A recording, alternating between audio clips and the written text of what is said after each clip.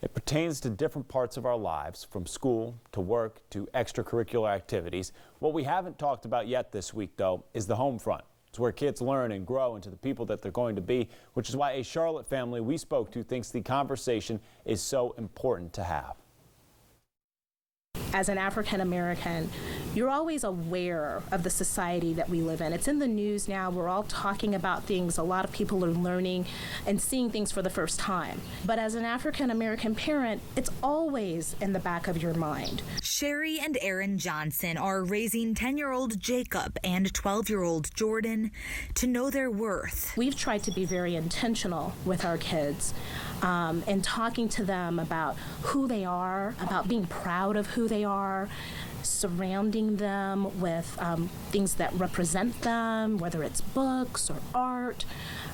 We make decision to live in a neighborhood that's diverse and to send them to schools that are diverse so that they interact with lots of different people. She says she walks a fine line. Having Black children, you want to prepare them, you want them to be aware of the world, but you also want to let them be children. You want to let them have some of that joy and fun and let them have the freedom to grow into who they want to be. Seeing what's happened, I mean, you know, the death of George Floyd, for example, how does that impact you? And then how do you have conversations with your kids about it? We've asked them, what do they feel? How does that make them feel? What's their opinion on stuff like that? It's caused some uncomfortable conversations because how do you explain some of what we're seeing to a child? It's pushing Jordan to want to make a change. I'm going to start making t-shirts that have messages, maybe power to the people or Black Lives Matter, to get people's attention how there are different ways to protest and do it non-violently. Jacob says the protests across our country should be a wake-up call. We're doing a global pandemic, and it could get them really sick and they might die, but they're still protesting for the change. And people need to get that in their head because they're risking their life to change something. What is your hope seeing this, seeing people fighting for change? Hopefully the policemen and other people will get a better mindset into the Black Lives Matter movement. We want to pause right there, bring in Caroline Hicks, who's been the reporter on this story. Caroline, it sounds like this mother is doing all she can to make sure her kids understand what is happening in the world. But what about other parents? Did she offer any advice about what other parents can do? Alex, she did. She was very clear that nothing is going to change unless everyone does their part, and that includes parents of children who are not minorities. What conversations do you think that non-Black parents should be having with their kids so that we are pushing systemic racism out?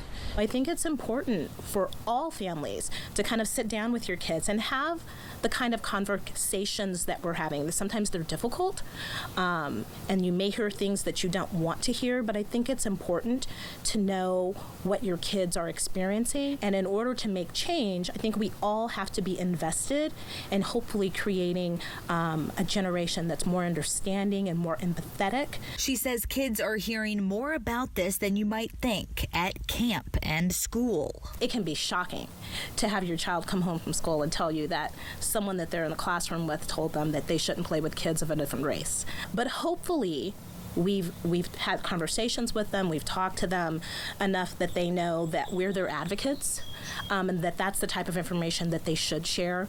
And then we can have a little more conversation about those difficult topics that we don't know what this particular child, where he got it from or why he said that, but that's not right. She challenges all parents to tackle this at home so they can stop racism outside of the home. What does being racist mean to you?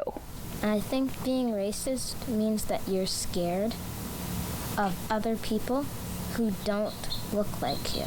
But I know that it doesn't matter because there's a kid in my school that has a Black mother and a white father, and that shows that they do not care what color of the skin that they are, but they think that their love and how they relate to each other is more important. a lesson from a child that we can all learn from. My hope is that if they continue to have the experience that they have, grow up and interact with diverse folks, if they have friends that are having those same type of experiences, there will be some lasting change. And we won't be having this conversation again 30 years from now.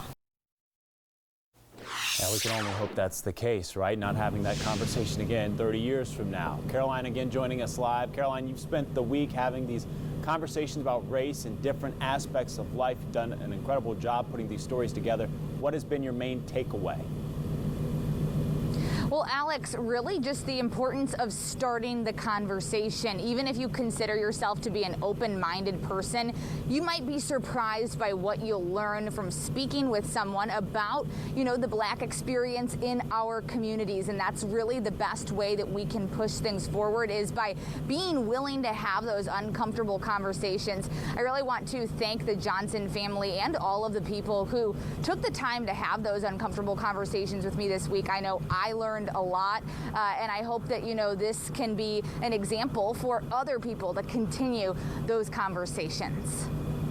Caroline Hicks reporting live for us. Caroline, we appreciate your reporting all week long. Really is a time when we should all just stop and maybe listen a little bit more. Caroline, thank you. Coming up next.